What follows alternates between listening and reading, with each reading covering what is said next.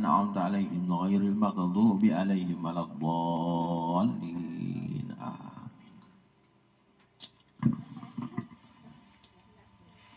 Bismillahirrahmanirrahim. Assalamualaikum warahmatullahi wabarakatuh. Alhamdulillahi rabbil alamin. Wassalatu wassalamu ala asrafil anbiya'i wal mursalin sayyidina wa maulana Muhammadin wa ala alihi washabbihi ajmain, amma ba'du. Subhanaka la ilma lana illa ma 'allamtana innaka antal alimul hakim. Wala haula wala quwata illa billahil aliyil azim. Allahumma fahim qalbi ilman nafi'a, fahman nabiyyina wa hijjul mursalin, wa ilhamal malaikatil muqarrabin bi rahmatika ya arhamar rahimin. Allahumma nawwir qulubana bi zikrillah. La ilaha illallah. Nas'aluhu subhanahu wa ta'ala ayyadana wa habbatana indal mautana fin nabi kalimatin syahadatan alim nabi. Ashhadu an la ilaha illallah wahdahu la syarikalah wa ashhadu anna muhammadan abduhu wa rasuluh. Sadaqallahul azim wa sadaqa rasul bi kitabihil karim. Alhamdulillah, segala dan puji syukur milik Allah Subhanahu wa ta'ala. Kita sebagai hambanya yang diciptakannya, yang diberinya nikmat, sepantasnya untuk mensyukuri nikmat yang telah dianugerahkannya kepada kita, nikmat yang azalinya maupun nikmat yang didatangkan kemudian, yaitu nikmat iman, nikmat Islam, nikmat kesehatan dan nikmat kesempatan. Sepantasnya untuk kita syukuri dengan alhamdulillah. Mudah-mudahan dengan syukur yang kita haturkan kepada Allah SWT, Allah senantiasa melimpahkan, menganugerahkan rahmat, ampunan dan ridhonya kepada kita semua. Amin ya rabbal alamin. Selawat dan salam pun tak luput untuk kita haturkan, kita sampaikan kepada junjungan Nabi kita, Nabi besar Nabi Muhammad SAW, beserta seluruh keluarganya, seluruh sahabatnya, seluruh juriatnya dan seluruh pengikutnya ila yaumil kiamah kelak. Dan mudah-mudahan dengan selawat yang kita sampaikan, Allah akan menempatkan kita di sisi Rasulullah sallallahu alaihi wasallam di yaumil qiyamah nanti. Allahumma shalli ala Muhammad, Allahumma shalli ala sayyidina Muhammad, Allahumma shalli ala wa habibika sayyidina Muhammad, Allahumma bihaqqi sayyidina Muhammad wa ala ali sayyidina Muhammad. Para muhibbin wal hadirin wal hadirat yang dirahmati Allah Subhanahu wa taala, untuk di malam hari ini, di sesi yang pertama, kita bicarakan tentang kedudukan nafsu. Ya. Minggu-minggu yang kemarin telah kita bicarakan, yaitu di levelnya nafsu malhamah, ya. Di pintu malhamah itu ada beberapa kebaikan yang harus kita amalkan, yaitu yang pertama kemarin adalah pintu taubat, yang kedua adalah berdoa, ya, beramal tanpa berpegang kepada amal. Yang ketiga kemarin adalah tentang syukur atas nikmat, yaitu kita syukuri dengan nikmat batin, yaitu dengan syukur batin. Nah, malam hari ini kita masuk di awal pintu mutmainnah. Ya. Kalau untuk amaliyah akidahnya, yaitu tauhid, ya, tentang tauhid sifat, tauhid asma, tauhid af'al, dan tauhid zat. Nah, untuk di amaliyahnya malam ini kita coba tentang sabar. Nah, jadi kalau udah sampai ke makam sabar, berarti Allah telah mendudukkan kita di level nafsu malhamah. Nah, ini standar ukuran dari segi ilmu ya. Sebagaimana Allah menjelaskan ya, dalam surah Al-Baqarah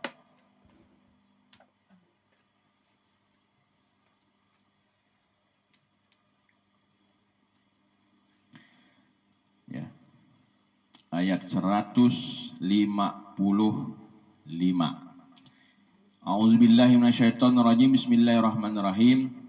Wala nabluwannakum bisyai'in minal khawfi wal ju'i wa naqdin minal amwali wal anfusi wasyamarat wa basyiris sabirin. Nah, ini ya dasar malam ini.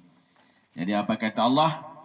Dan kami pasti akan menguji kamu dengan sedikit ketakutan, kelaparan, kekurangan harta, jiwa, dan buah-buahan.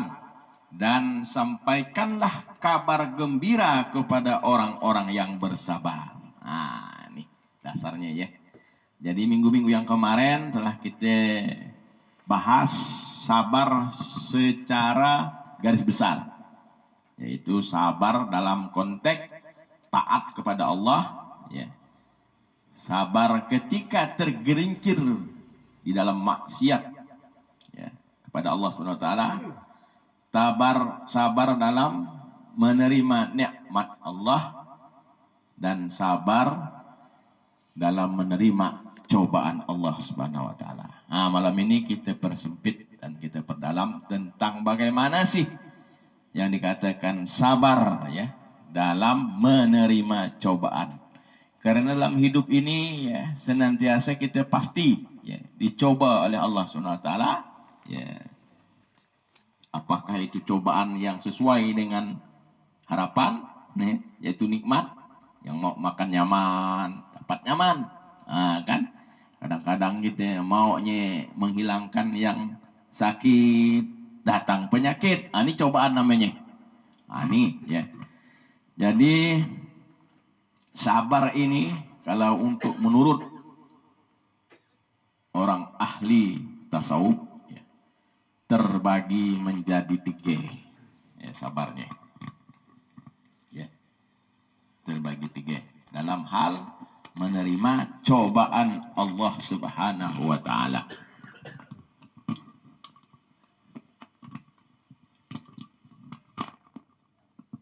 Nah, yang pertama ya, kadang-kadang teorinya tahu tapi belum masuk ke kedudukan sabar yang diinginkan oleh Allah Subhanahu wa taala. Contohnya begini. Sabar dalam menerima cobaan. Ketika diuji oleh Allah, sabar tadi itu, ya, nggak usah jauh, kita ambil contoh yang hari-hari aja lah, yang sakit gigi aja, sakit gigi aja. Ketika sakit gigi, nah, ya, kita meyakini bahwa Allah akan menguji. Tadi secara teori itu, yakin betul kita hadapi dengan penuh kesabaran. Tapi ketika begitu Allah datangkan sakit gigi, nah, di situ kita lupa yang datangkan sakit itu Allah Subhanahu wa taala. Hanya tahunya kita gigiku itu sakit, berarti seakan-akan gigi itulah yang mendatangkan. Nah, ini ya. Itu berarti belum masuk yang dikatakan dalam level yang dikatakan sabar tadi. Nah, kalau saya sabar yang tingkatan yang paling awam ini, nah, seperti itu. Contoh ya, banyak lagi musibah yang lagi tapi yang hal yang kecil aja lah. Nah, yang kedua yang dikatakan masuk dalam level sabar dalam menerima cobaan, yaitu ketika dia itu, termasuk kita lah bahasanya, bisa menghilangkan keluh kesah. Nah, bagaimana maksudnya? Kalau dah menghilangkan keluh kesah itu kan berarti kita sudah tahu betul lah, kita imannya betul bahwa ini Allah datangkan. Sakit gigi ini Allah datangkan untuk kita. Nah, harus sabar menerimanya. Sabar ini dulu kita maknai dulu. Apa sih kalau menurut pandangan tasawuf sabar itu? Sabar itu bukan berarti dia beliur-liur, nahannya, bukan begitu. Itu baru sabar dari segi fisik. Kalau beliau-beliur, tapi meleleh dia tuh. Itu sabar dari segi fisik. Yang masuk sabar menurut tuntunan agama itu bagaimana? Sabar itu keteguhan, ketetapan iman dalam menghadapi musibah. Nah ini, berarti tidak bergoyah. Apa yang tidak goyah tuh? Keyakinan kita bahwa yang mendatangkan sakit itu Allah Subhanahu wa Ta'ala. Karena kita dah yakin bahwa Allah yang mendatangkan sakit gigi, maka kita tidak perlu keluh kesah. Sampai-sampai nak ditukuk-tukuk gigi, nak disumpah gigi, gitu bah. Jangan sampai seperti itu. Nanti berobat kan dokter, gak hilang, disumpah dokter tu, atau obatnya kurang bagus, macam-macam lah. Berarti menandakan bahwa kita itu tidak tetap keimanan kita bahwa Allah lah yang mendatangkan cobaan, yaitu sakit gigi tadi. Nah, ketika kita udah sabar seperti itu, berarti kita udah didudukan Allah di makam sabar yang diinginkan oleh agama, seperti itu. Nah, ya. Makanya berat nih. Karena ini dah termasuk cobaan ini berat nih. Karena tidak sesuai dengan harapan kita. Tidak sesuai dengan keinginan kita. Keinginan nafsu ini kan nyaman tolen. Tapi kalau Allah mencoba, ya, tentu dengan yang berlawanan dengan nafsu keinginan kita. Nah, contohnya sakit gigi. Banyak hal-hal yang lain lagi. Nah, nih, ketika ingat betul, ketika ketetapan iman kita seperti itu tadi, baru kita sudah duduk di makam yang sabar. Banyak ayat lain mengatakan bahwa sesungguhnya orang yang sabar itu dicintai oleh Allah. Yang bagaimana? Yang seperti inilah. Ingat kepada Allah. Nah, minimal kan innalillahi wa inna ilaihi raji'un. Itu secara hukum fikih. Jadi untuk menggiring kita sebenarnya, supaya kita tahu ingat yang datangkan sakit ini bukan dari gigi tadi itu, tapi memang murni daripada Allah Subhanahu wa Ta'ala. Cuma jatuh kepada hukum adat. Kalau ada gigi bagaimana sakit gigi? Ini hukum adat namanya. Sakit gusi. Ini cerita sakit gigi tadi. Ini paham betul nih, yang level yang udah dikategorikan orang yang sabar. Kalau masih ada keluh kesah, walaupun dia teorinya ilmunya sabar segunung, belum ada nilai di sisi Allah SWT. Nah, ya. Jadi yang berikutnya, ini agak sabar yang agak tinggi sedikit. Yang kedua nih, sabar yaitu ridho, senang hati menerima cobaan daripada Allah Subhanahu wa Ta'ala. Ketetapan kita, keyakinan kita dan lagi ada keraguan lagi dari gigi ke yang sakit nih, ataupun obatnya ke kurang bagus. Itu kan masih berarti persentasenya masih ngambang, masih belum titik maksimalnya putus keyakinan kepada Allah tadi itu. Kalau yang kedua ini betul-betul dah ridho, senang dalam menerima cobaan tadi yang Allah berikan. Karena bagaimanapun ketetapan Allah tetap berlaku. Karena hukum Allah ini sifatnya jaiz. Semau dia. Kita gigi 32, mungkin bisa jadi terjadi ke 32 giginya sakit gigi. Mungkin aja sebutit. Ataupun mungkin dua itu tidak bisa kita ngaturnya. Ya Allah, aku minta gigi aja gigi sakit. Tidak bisa. Hanya mohon kita, ya kalau sesuai dengan kehendak Allah. Kadang-kadang, seandainya sesuai pun, itu bukan kita ngatur Tuhan. Ya kita berdoa, tapi ketetapan Allah itu beda. Azali. Nah, ketika kita ridha menerimanya, nah, berarti yaitu kita tahu betul, dah putus harapan kita bahwa Allah lah yang datangkan sakit. Kenapa? Karena dengan adanya penyakit ini, Allah memberikan caranya untuk menghapuskan dosa-dosa kita. Karena kadang-kadang ada dosa yang tidak bisa Allah ampunkan dengan taubat, ya kan? Nah, dengan sakit bisa terjadi. Tapi tadi itulah dengan kualitas kesabaran kita. Nah, ya bagaimana menyikapinya? Nah, ya. Nah, yang terakhir ini sabar yang lebih tinggi lagi, yaitu kalau tadi ini sabarnya orang tabiin, ya. Yaitu sahabat-sahabat Nabi. Setelah Nabi itu tabiin wa tabiin itu ada. Sabarnya itu ya.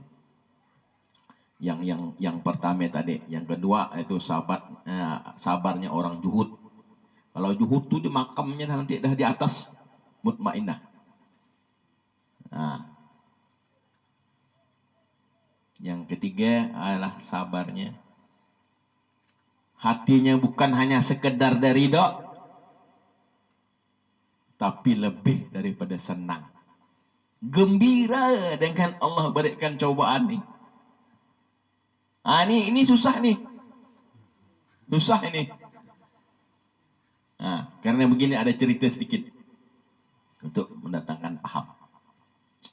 Zaman dulu, ya, ada seorang waliullah nih, ya. Dia berjualan di pasar. Jadi jual di pasar, ada toko. Pas ada kebakaran. Waktu itu tidak berjualan deh. Tidak berjualan. Jadi namanya pasar kebakaran dimakan api. Tapi tokoh si Fulan tadi itu tidak kebakaran. Jadi datanglah nih murid-murid datang ke gurunya tadinya. Yang dikatakan waliullah tadi itu. Dia belum nampak waliullahnya. Masih guru itu. Tuan-tuan guru katanya. Pasar tempat tuan guru berjualan kata habis dibakar. Cuma tokoh guru tidak kebakaran. Alhamdulillah. Bersyukur kepada Allah Ta'ala. Bersyukur deh. Rupanya syukur itu kan gembira tadi itu kan. Nah, kalau menurut pandangan fikih tasawuf tuh, syukur itu karena orang banyak susah masih salah. Gembiranya salah. Sehingga Allah tegur. Ya, Allah tegur. Sampai beratus tahun, bahasanya bertahun-tahun lah. Istighfar hanya untuk salah ucap tadi itu alhamdulillah. Nah, jadi salah menempatkannya. Maksud tadi nak makam ke makam yang senang gembira Allah beri cobaan. Tapi itu cobaan melibatkan orang lain. Orang lain menderita, dia senang. Jadi salah menempatkannya. Tapi kalau sakit kita tidak melibatkan orang, itu boleh. Yang dikatakan tadi apa tadi itu? Bergembira dengan cobaan yang Allah berikan. Tapi kalau ya tadi orang lain tidak berjualan, lalu dia yang berjualan, bersyukur dia kan, abadi kan. Padahal secara pandangan ilmu, orang yang bergembira dengan cobaan tadi itu, ya kan? Ikanlah coba, cuma tidak kebakaran. Orang coba lain, dia bersyukur akhirnya ditebus dengan astagfirullah, astagfirullah, astagfirullah. Jadi itulah ya. Jadi dalam kehidupan sehari-hari ini, kita tanyalah hati kita, di mana kita. Kalau untuk makam yang tadi bergembira itu, memang mungkin perlu latihan lagi gitu. Nah, minimal tadi itulah ya, yang ke satu, kedua, alhamdulillah. Jangan di bawah yang ke satu tadi. Nah, yang hanya tahu teori aja, ya kan? Teori kan pandai, kitab hafal. Karena ada dalam bahasa kitab itu seorang alim ulama yang ngaji kitab syukur tentang alhamdulillah bab-bab hafal. Tapi ketika Allah berikan cobaan, dan bisa untuk mensyukuri. Contohnya, kalau tentang syukur kemarin yaitu kurun. Ya kan? Nah, melimpah hartanya bagaimanapun karena yang tidak bersyukur, tidak sampai makam syukur yang secara syariat aja pundaan bisa apa sampai syukur yang makam ke hakikat, yaitu syukur batin. Nah, kemarin dah kita bicarakan. Malam ini yaitu tentang sabar. Jadi keuntungannya ya sabar jangan dibicarakan lah. Yang penting kita laksanakan sabar seperti itu. Usahakanlah segala sesuatu karena yang namanya mendatangkan musibah ini adalah Allah.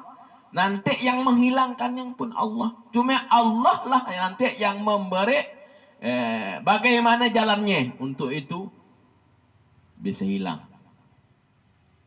Karena datang dari Allah. Nah, cuma kita sebagai tugas, sebagai hamba, cuma sebatas berdoa. Berserah diri, tawakal. Dalam arti tadi itu, hukum adat harus kita jalankan. Karena perintah. Ya. Nah, kemarin kan ada kisahkan tentang Nabi Musa. Yang Nabi Musa yang sakit. Ya kan? Kata Nabi Musa, datang ke tabib. Kata tabib, oh kau ini sakit. Bahasanya koreng-koreng.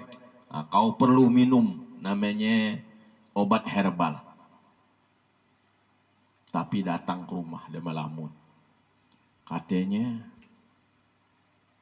dukun beri obat hanya obat herbal.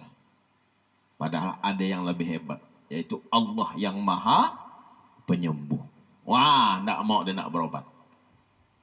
Turun wahyu. Karena Nabi Musa itu kalamullah. Akhirnya, apa yang kata Allah Ta'ala? Aku mau tanya katanya. Siapa yang berkabar bahwa memberikan saran untuk Musa minum obat katanya? Tabib. Nah, tabib dari ilmu itu yang siapa yang berinya? Engkau lah ya Allah. Nah, disuruhnya makan apa? Dimakan obat herbal. Tumbuh-tumbuhan kan? Nah, jadi tumbuh-tumbuhan itu siapa yang ciptakannya? Ya engkau lah ya Allah. Nah, sekarang katanya kalau kau tidak makan itu berarti kau tidak mengikuti perintahku, tidak junjung perintahku. Nah, ini hukum adat ya namanya. Hukum adat ini perlu. Cuma kan tergantung, ada yang wajib, ada yang sunat, ada yang makruh, ada yang haram, ada yang mubah. Nah, 5 macam itu. Nah, makanya dalam pelajaran kita ini ilmu fikih itu harus paham secara mendasar supaya bisa menentukan hukum dalam kehidupan. Nah, ya. Nah, inilah ya tentang sabar ya. Jadi kesimpulannya bahwa kita berusahalah dalam menerima cobaan yang Allah berikan itu dengan ketetapan iman maksudnya, yaitu kita yakin betul bahwa yang datangkan sakit itu ataupun datangkan musibah itu memang semata-mata Allah Subhanahu wa taala yang untuk menguji kita. Ya seperti tadi ya tentang kehidupan ya. Seperti kelaparan, ketakutan dan sebagainya itu kan Allah yang jadikan untuk menguji keimanan kita. Ketika kita tetap dalam keimanan keteguhan bahwa Allah lah yang mendatangkan cobaan ini, nah itulah sabar kita menghadapi. Berdoa, tawakal, maka Allah akan turunkan jalan. Kita ikuti, yaitu hukum adat. Kalau sakit gigi, ada tangek lah. Yang dokternya gigi. Kalau duit banyak, kalau tidak duit banyak, cari aja bawang. Bacakan ya Bismillah, Bismillah, Bismillah, Allahu Akbar. Tampal aja dengan bawang putih.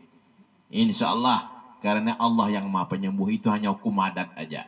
Nah, cuma keyakinan kita kan kadang-kadang ini belum obat dokternya belum mempan nih. Ada. Jadilah dia tuh. Berarti tidak putus. Kalau putus ceritanya aja tadi.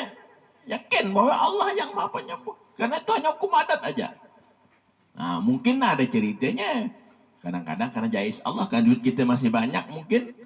Belum pernah disedekahkan atau dijakatkan. Nah, sehingga menunggu dokter spesialis baru bisa hilang sakitnya. Bisa terjadi. Karena Allah sifatnya jais untuk mengurangi titipan rezeki yang ada pada kita. Karena ada rezeki orang lain yang ada dengan kita. Mungkin dokter tadi itu ada rezeki yang dititipkan Allah dengan kita. Sehingga kita berobat dengan bawang putih, dengan yang ubar, dengan Pak Susuni pun tidak bisa sembuh. Akhirnya pergi ke dokter spesialis. Kalau dokter spesialis bukan nak 200-300. Nah, itulah ya. Karena sifat Allah, sifatnya jais. Nah, ini paham nih tentang sabar. Ya. Jadi berusaha. Ini masih sabar tingkatan di maqam malhamah. Kalau di tingkatan yang lebih tinggi nanti lain lagi kesabarannya. Nah, paham nih? Bang Siman mana? Oh, ada kan. Alhamdulillah ya Bang Siman ya. Paham sedikit kan? Nah, nanti baru kita ulang-ulang lagi. Kita tingkatkan lagi. Nah, demikian ya untuk sesi yang pertama tentang kesabaran. Ya. Jadi maknanya betul tuh. Jangan tadi maknanya sabar tuh diam diri, sedikit gigi meliur-liur. Nah, jangan seperti itu. Tetapkan keyakinan. Itu yang penting. Bahwa sakit ini Allah yang datangkan untuk menguji keimananku. Nah, secara fikih, secara syariat, ikuti hukum adat. Yaitu hukum sebab akibat. Kalau perlu berobat, berobat. Tapi jangan obat itulah yang menyembuhkan. Nah, demikian ya. Untuk sesi yang kedua, seperti biasa, kita masuk ke zikir Asmaul Husna. Nah, mari kita sejenak untuk merendahkan hati.